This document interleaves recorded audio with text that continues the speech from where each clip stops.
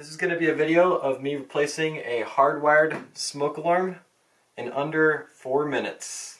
Smoke alarms need to be replaced every 10 years, and I'm about to show you just how easy it is to replace a hardwired smoke alarm. Alright, the timer starts now. Here we go.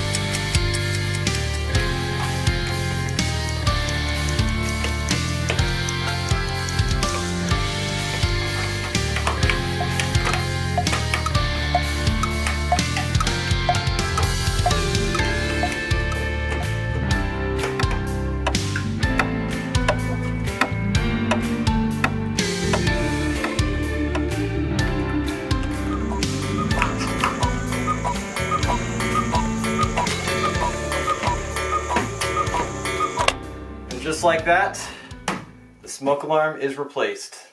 This is easy, folks. Go check up on your smoke alarm at your house right now. If it's more than 10 years old, replace it. If it's less than 10 years old, give it a good test, make sure it's clean, and remember to stay fire safe. Have a great day, everyone.